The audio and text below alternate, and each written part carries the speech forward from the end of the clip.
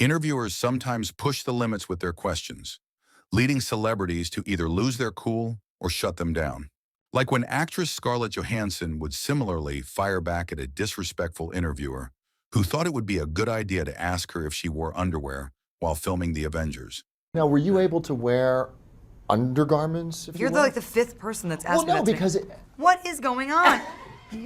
Since when did people start asking each other in interviews about their underwear? After facing resistance from the interviewer, Johansson reinforced her stance, openly expressing her frustration with the questioning. Is it inappropriate? To ask somebody what kind of underpants they wear? I didn't ask you what kind. You just asked me if I was wearing any. Was I wearing underwear? I mean, gosh, ask Joss. This next interview would see UFC fighter Conor McGregor lose his composure when an interviewer got too personal with a question. So what is it that he did that disrespected you that got you to dislike him? This is not a therapy session. Well, no, but you accused him of starting this, right? I said what I said. He spoke my name out of turn. He spoke your name out of turn. He should have kept his mouth shut. He should have given me my credit for what I've done for this division. I made this division. Without me, the division is nothing. Asking excessively personal questions would also trigger this next on-camera meltdown, as witnessed during an interview with rapper MGK. How has being a father inspired you as an artist?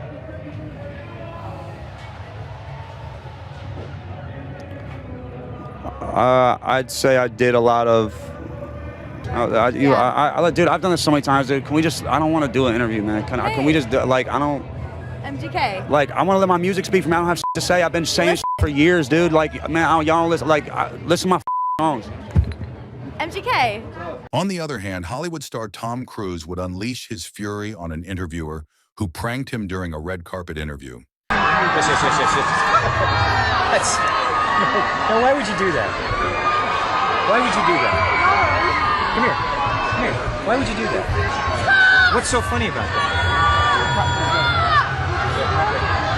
It's ridiculous. Do you like making less of people? Is that Determined to confront the offending reporter, Cruise made it clear to his team that he would not move on until he gave the prankster a piece of his mind. That's really... Hey, no. Don't run away.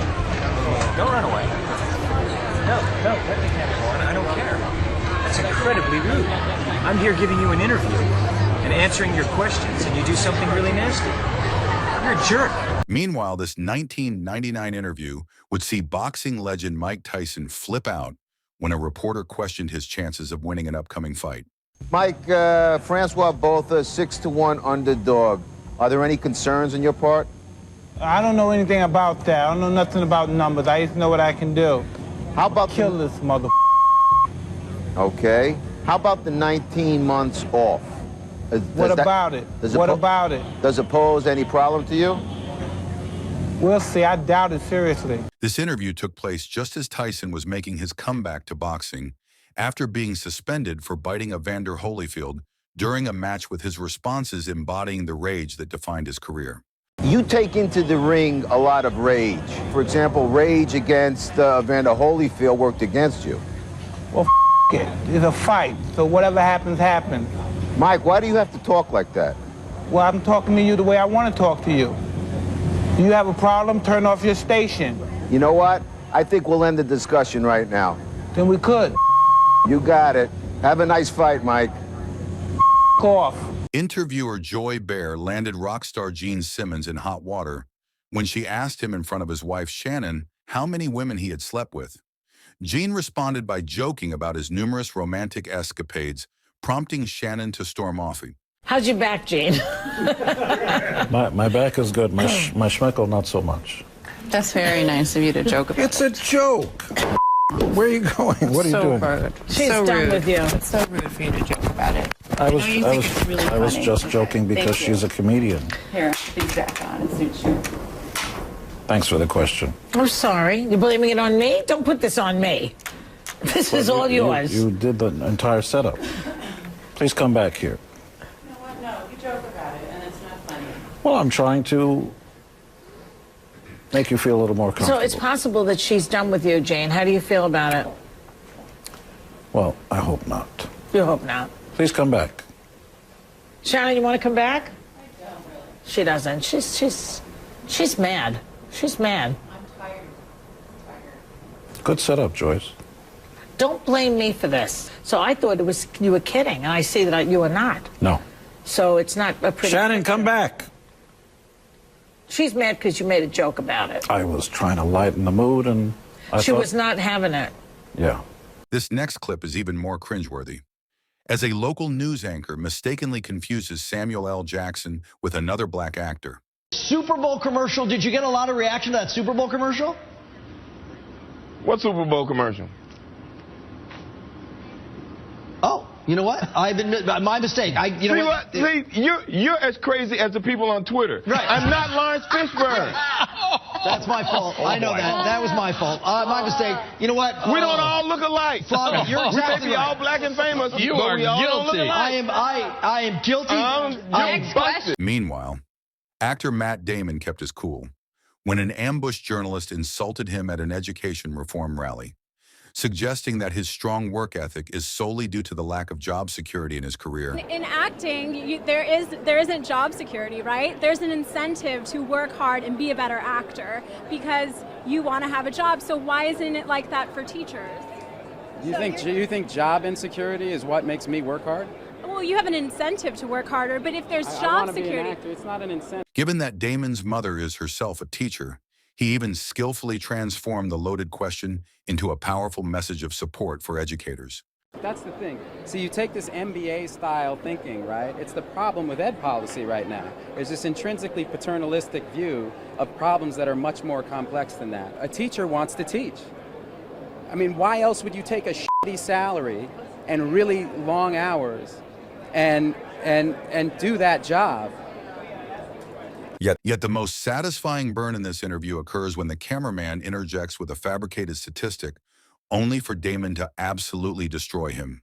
10% of teachers are bad. Where'd you get that number? I don't know. 10% of people in any profession maybe should think of something else. Right? Well, okay, but I mean, maybe you're a shitty cameraman. This next interviewer appeared noticeably anxious while interviewing Robert Downey Jr. as he prepared to ask a question he must have known was inappropriate. Yeah, well, okay, well then let me just ask you a few more questions and you can answer them if you want to and not if you don't want to. I mean, well, I think we've got 3 more minutes on our agreement. Your foot's starting to jump a little bit. You better get to your next question. Despite RDJ's clear agitation, interviewer Christian and Guru Murthy persisted, finally crossing a line when he asked about the actor's troubled relationship with his father.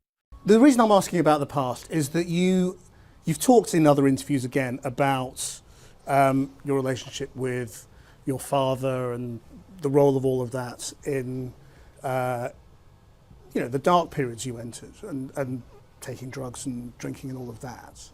And I just wondered whether you think you're free of all of that, or whether that's still something. I'm sorry, I really don't. What are we doing?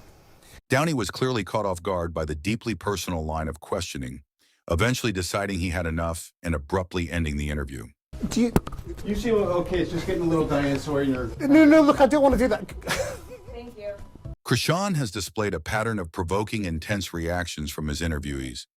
Just look at what happened when he sat across film director Quentin Tarantino. But why are you so sure that there's no link between enjoying movie violence and enjoying real violence? I'm going to tell you why I'm so sure. Do not ask me a question like that. I'm not biting. I refuse your question. Why? Because I refuse your question. I'm not your slave and you're not my master. You can't make me dance to your tune. I'm not a monkey. I can't make you answer anything. I'm asking you interesting questions. And I'm saying I refuse. Okay, well, no, I was just asking you why. That's fine. An exasperated Tarantino would succinctly explain the reason for his frustration as Christian continued to fumble his words. No, but you haven't fleshed it out. That's the only reason. It's not my job to flesh it out. No, it's my job to try and ask you to. And I'm shutting your butt down. And that's entirely your This is a commercial right. from my movie. But you haven't said why you think there's no relationship. It's none of your damn business what I think about that. Well, it's my job to ask you why you think that. And because you're very influential. No. And I'm shutting you down. As Christian pressed on, a now infuriated Tarantino would continue to break the fourth wall as he tore down the mainstream media as business model in spectacular fashion. And I have explained even what you're talking about. I'm just not giving it to you. Why? Because I don't want to, because I've done it already. I have explained this many times in the last 20 years. I just refuse to repeat myself over and over again because you want me to. For you and your show and your ratings. Okay, well, no, it's not about our ratings. No, it is. It is about you want me to say it for you. For your show, this show, right here, right now. Angelina Jolie faced ridicule for her unusually close bond with her brother, which led late-night host Jay Leno to make jokes about their relationship in response. Angelina confronted Leno with a list of his disrespectful remarks and forced him to read them back to her. I've been waiting for this. Yeah. Anybody here, you know, when somebody says stuff about your family, where it's just not okay, and my mom's been just not okay about the stuff about me and my brother, just for me, do me a favor, and read these things that you've said. I've said, let me see. Yeah. Let me see, what's a good one here? I highlighted the two that she really appreciated and made her sick. Oh, you know how Billy Bob knew Angelina was attracted to him? Because she said he was like a brother to her. But see, are those terrible? Yet Jolie wasn't the only celebrity to confront their interviewer head-on. Actress Halle Berry also took a stand when comedian Ho Mandel made light of her recent hit-and-run car accident. I was in the back hall, and I was walking down the hall, and she was coming this way, and she smashed right into me, but then she didn't say anything. She just left the scene. Oh, Howie! No, I'm kidding. I'm kidding. I'm just kidding. Not nice. I'm kidding. I was kidding. I'm making a joke. I do need to address that. Because, you know, you go, girl. I'm sitting back there. I love this show. I love Kathy Lee. She sent me the most beautiful, heartfelt note in my downest time. I love Regis. I was so shocked to come to what's like a home and be disrespected almost to my face. Oh, my joke. But I'm so. it's very painful, I you know? apologize if I know you I do. didn't. You know that I didn't mean it No, maliciously I know. at all. Well, yeah, but you know what? That's what people don't realize. That's a real life situation that was scary and dangerous. And painful. And to be joked about almost to your face, that's a hard thing to rise above today. In this next explosive incident, actor Mel Gibson would flip out on interviewer Dean Richards when Richard unexpectedly brought up the controversies from Gibson's career. Do you think that the public will perceive you any differently after all that's been in the news about you? What are you referring to specifically? Referring to the, the drinking problems, referring to what's been called the anti-Semitic rant, referring all those things. You know what I'm talking about. Okay, so that's almost 4 years ago, dude. I mean, I've moved on. I guess you haven't. Despite Gibson's clear aggravation, Richards continued to press him, leading to a tense stare-down with the actor. I'm just wondering if you think that the public has moved on and will perceive you in the same light. Well, I certainly hope so. You know, it is a while back, and I've done all the necessary mea culpas. So, let's move on, dude. Come on. The interview was then quickly wrapped up as Gibson abandoned any semblance of professionalism, even uttering expletives as they went off the air. Edge of Darkness opens today. It's good to see you back in the saddle and doing what you do best. Thanks a lot for joining us, Mel. Take care. Bye-bye. Things got even more confrontational during this 2010 interview with Joaquin Phoenix, where the actor struggled to keep his cool after a reporter laughed at him. Listen, I want to take this opportunity also to give you an exclusive and just talk a little bit about the fact that this will be my last performance as an actor. I'm not doing films anymore. Are you serious? Yeah. I'm working music. But I'm like, why are you laughing at me? No, I'm not laughing because I'm getting the sense that you're kidding. No, I'm dead serious. Really? Why? No, I take you at your word, obviously. No, thanks, man. No, Joaquin, seriously. Dude, seriously. good to see you. I take you.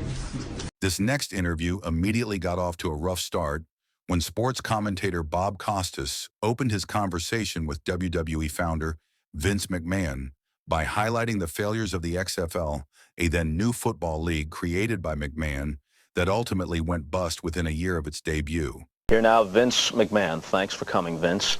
Can you guarantee me right now that there will be a year 2 for the XFL? What a ridiculous statement. It's not a statement, it's a question. It's a question. I beg your pardon. It's a question. No. The exchange only got more heated as the interview went on, with McMahon seeming on the brink of hitting Costas over the head with a steel chair. If this turns out to be a grand-scale failure... You want to let me finish here for a second, pal? shut your mouth and let me answer the question, all right? I'll be happy to answer. You got a situation that you don't know what you're talking about. Meanwhile, radio host Jim Rome would deliberately provoke NFL quarterback Jim Everett by calling him Chris, a reference to the female tennis player Chris Everett. Jim, good to have you on the show. Good to be here, Jim. Thank you. Check that. Chris Everett, good to have you on the show. You know what? You know, you've been calling me that for about the last 5 years. About 2 years, actually, Chris. Well, Rome had been taunting Everett on air for months, but now the two were finally face-to-face, and Everett demanded that he stop. Somewhere along the way, Jim, you ceased being Jim and you became Chris. Well, let me tell you a little secret. That, you know, we're sitting here right now, and if you guys want to take a station break, you can. But if you call me Chris Everett to my face one more time... I already did it twice. You better, if you call it one more time, we better take a station break. Well, it's a 5-minute segment, or a 5-segment show. We got a long way to go. Rome appeared overly confident, perhaps assuming his camera crew shielded him from Everett, though he would soon realize that this was not the case. Well, it's good to see you, too. Because you've been talking like this behind my back for a long time. But now I said it right here. Right, exactly. Well, we got no problems then. I think that you probably won't say it again. I bet I do. Okay. Chris? Suddenly, Everett lunges across the table at Rome with the two tussling on the floor as the station cuts to a commercial break. This next clip sees comedian Joan Rivers absolutely flip out during a 2009 interview on Good Day Sacramento after one of the hosts insults her daughter Melissa. Did you ever run up to someone and say, hey, how did you get so rich? And the woman said, by riding on my mom's coattails, and you said, Melissa, this is my show. I don't think so. And I think we're going to end the interview right now. Don't get so smart. We'll apologize for Joan's language right there at the end. You're just trying to be funny with her, and I had no idea. On the other hand, comedian and Bill Burr would fire back with his trademark irreverent humor when a disrespectful interviewer implied that his jokes could be considered offensive. Well, the only reason why I bring it up is some people thought maybe you went a little too far. You know. As far as what? Well, they thought that maybe you were being disrespectful to the Christian religion. Who did? I'm telling you, you need to Google. Oh, good Lord. We did maybe 2 jokes about that? Yeah, exactly. Don't you think the Catholic Church went a little too far? More so than my cartoon. All right, listen. A couple of jokes. I know this is a morning show. You can't bring up all those crimes. Burr, however, could not hide his frustration when interviewers at an Atlanta radio station acted both disrespectfully and unprofessionally towards him. And this is Bill Burr. That's your question? Burr's irritation grew as the amateurish interview dragged on, especially when the host demanded he perform like a trained monkey. He's at the punchline. He's in town, and you're a funny guy. You've got these routines in your head, so I figure I'll toss you a mic, and you go. And I'm going to do stand-up in front of 9 people in a radio station? No, I'm not doing that. Burr's anger became increasingly more visible on his expression when another host interjected, implying that Burr was responsible for how badly the interview was going. I was trying to explain to Bill how you put the mic, warn him that you're going to put the mic in his face without asking him a question, be prepared for that. Apparently he didn't take me seriously. But when host Southside Steve began shoving his microphone into Burr's face to intentionally annoy him, the comedian decided he would take matters into his own hands and hijack the interview. Do you like my mic? No, I don't. I don't. Please. Is that comfortable? Is this uncomfortable? This is, yeah, no, don't, man. Honestly. Can I take the mic? Sure. Now, that's the number one thing you don't do. As I learned that in broadcasting school, you never give up the microphone. See, now I have the power.